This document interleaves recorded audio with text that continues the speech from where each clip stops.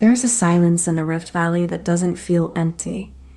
It feels heavy, like the earth itself is holding its breath. Beneath our feet, something ancient and restless stirs, a rhythm older than memory, louder than the wind. Every tremor, every shift, is a line in a story we've barely begun to read. We walk on it, we live beside it, but we are only beginning to understand what it remembers. This is the Rift Valley's rumbling rock record, a story etched in silence, waiting to be heard. We're talking about the earth itself, breathing and shifting in ways that feel almost like memory. The Rift Valley isn't just a place, it's a record, a living archive of tectonic time, written in stone and silence. Every crack, every fault line, every ancient volcano that has long since slept, these are not random. They are the fingerprints of a planet that has been stretching, pulling, and tearing itself apart for millions of years. To listen to the Rift Valley is to listen to the Earth itself. It's not a place you visit, it's a place that visits you, in the form of tremors, in the shape of the land, in the way the ground feels beneath your feet. This is not just a story about rocks. It's a story about how the Earth remembers, and how we, in turn, must learn to listen to the land, to history, to the quiet, unrelenting force of time itself. You might think this is just a story about rocks and time, but it's a story about us. The Rift Valley isn't just a place. It's a mirror, reflecting the fragility of the world we've built. The earth beneath our feet is not a static foundation. It is alive, shifting, remembering the past. And in its movement, it tells us something about the present we've ignored. We have built our cities, our lives, our dreams, on the assumption that the earth is stable, that it will not shift beneath us. But the Rift Valley reminds us that it has shifted before, and it will again. This is not just about the Rift Valley. It's about how we live in a world that is constantly changing, and how we are blind to the signs that it is already moving. If we ignore the rumbling, we risk more than just a disaster.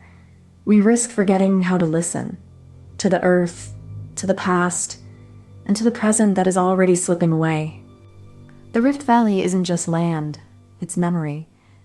Every crack, every ridge, every shift in the earth is a whisper of the past, a story etched into stone. Millions of years ago, tectonic plates collided. Not in violence, but in a slow, relentless dance. The earth groaned, and the land rose, carving out the valley we know today. This is a place where the planet's heartbeat can be heard, not in thunder or tremors, but in the quiet, persistent rhythm of shifting stone and the slow, steady erosion of time. Each rock tells a story of movement, of pressure, of the immense forces that shaped this land. And as we walk through it, we are not just observers, we are listeners to the Earth's own history. The Rift Valley is a living archive. Every crack, every layer, every ridge is a chapter in the long, slow story of the Earth. And we are just here, standing at its edge, listening. Imagine a mountain that's been sleeping for thousands of years, but now it's whispering. It's not loud, but it's telling a story. One tremor at a time. This mountain isn't just rock, it's memory. Every crack, every shift, is a chapter in a book we can't read, but we can feel. Sometimes it's a whisper, sometimes a growl, but it's always there, beneath our feet, telling us the earth is still alive and still remembering. We walk on top of it, but it walks beneath us. And when it speaks, it doesn't say hello. It just reminds us we're part of something much older than ourselves. So when the ground shakes or the air feels still, listen. It's not just the earth moving, it's the earth remembering. Before the first tremor, the land was still, but not silent.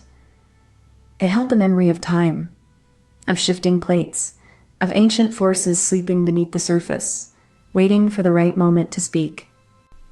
Geologists have mapped the fault lines like ancient pathways, tracing the scars of the Earth's past. Each line is a whisper of movement, a record of forces that shaped the land long before we arrived. Each instrument is tuned to the language of the Earth. Vibrations, pressure, displacement. They wait, patient and precise, for the moment when the land decides to speak. This is not just science. It's a conversation between the present and the past, between human curiosity and the slow, steady rhythm of the Earth itself. The setup is simple, yet profound. We do not impose our will on the Earth. We simply listen and wait for the moment when it chooses to tell its story. The rock, once solid, begins to shift under the weight of the Earth's slow, relentless pressure. Deep within the crust, fractures open like silent wounds, and the ground itself starts to remember its past. These cracks are not just lines in the rock. They are pathways for stress to escape, for tension to release in ways both subtle and violent. The pressure builds, not as a single burst, but as a slow, accumulating force that echoes through the layers of the Earth like a long, forgotten drumbeat. When the rock finally gives way, it does so not with a roar, but with a deep, resonant tremor that ripples through the valley like a memory made real. This is how the Rift Valley speaks, not with words, but with the slow, heavy language of stone, of time, and of the Earth's own ancient heartbeat. And then the twist comes in. The rock doesn't just fall. It shifts, it slides, it moves in ways that defy the simple gravity we expect. It's like the Earth itself is breathing, exhaling a slow, steady motion that can't be measured by a ruler or a scale. This movement isn't just physical. It's a kind of memory, a record of the rock's past. It's as if the mountain is trying to remember, to recall the moments it has lived through, the pressure, the heat, the fractures that shaped it.